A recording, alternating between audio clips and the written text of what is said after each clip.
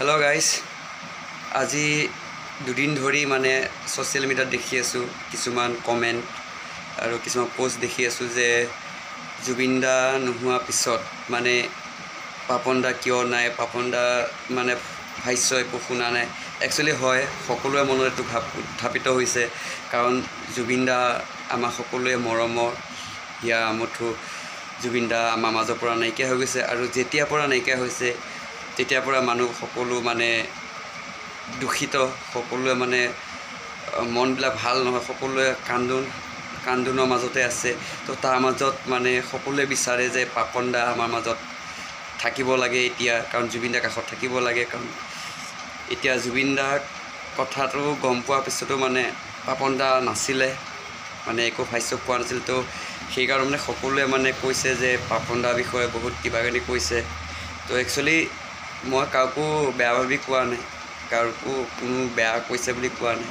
আৰু পাপন দাই কিয় নাছিলে বা কি হৈছে পাপন দাই নিজে কৈছে। আজি মই এটা ভিডিঅ' পালোঁ, তো আপোনালোকে ভিডিঅ'টো চাওক, তেতিয়া গম পাব পাপন দাই কিয় অহা নাছিল বা কিয় নাছিলে। মই শুনিছোঁ, মই ছ'চিয়েল মিডিয়াটো দূৰৰ কথা ফোনে অফ কৰি দিছোঁ।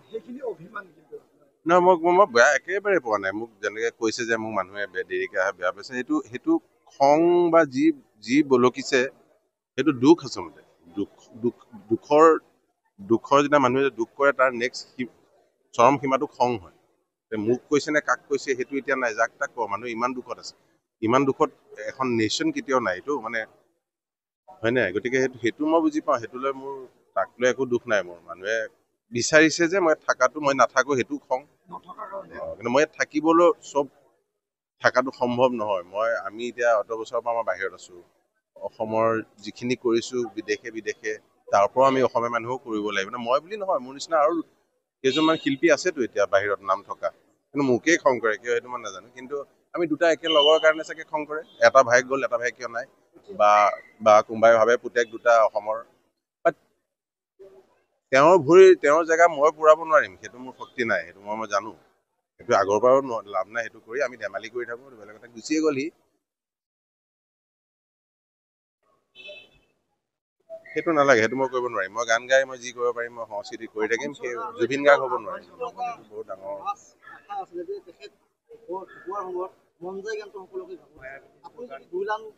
এতিয়া গান গোৱা পৰিস্থিতি নাই, বা মই আহিছোঁ বিদেশতো আছিলোঁ, মই নাই আহি পেলাই মই ক'ব মন নাই, অসুস্থ খুব দুদিন দেখি গম পাইছা। ৰৈ আছিলোঁ যে আমাৰ গৰিমাৰ লগত মেছেজ চলি আছে, আজিও তাইক মই মেছেজ, তাইৰতো অৱস্থাটো একেবাৰে দেখিছা। তথাপিও তাই ৰিপ্লাই দিছে। মই আজিৰ দিনতে কৈছোঁ মই আহি আছোঁ, তাই কৈছে আহিবি, আজি ৰিপ্লাই কৰিছে। তাৰপিছত মই ফোন কৰিবলৈ তাইক সাহসো নাই মোৰ।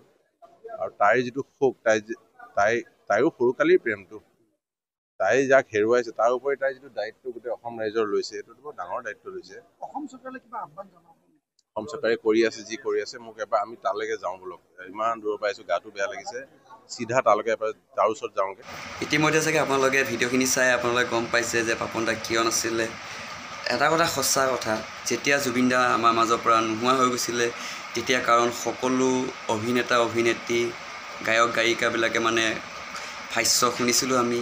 তো পাপন দাৰ পৰা শুনা নাই কাৰণে ধৰক সকলোৱে মানে এইটো ভাবিছিলে যে পাপন দা এতিয়া কিয় নাই, কিয় কমেণ্ট নাই। তো মানে কাকো মানে কোনো বেয়া বুলি ক'ব নোৱাৰি, কাৰণ সকলোৱে এতিয়া আৱেগিক হৈ আছে, কাৰণ সকলোৱে মৰমৰ জুবিন দা নোহোৱা হৈ গৈছে যদি, আৰু তো সকলো দুখতে আছে। সেইকাৰণে বহুতে বহুত ধৰণৰ কমেণ্ট কৰিছিলে, কাৰণ মই ভাবোঁ যে কোনো বেয়া কৰা নাই।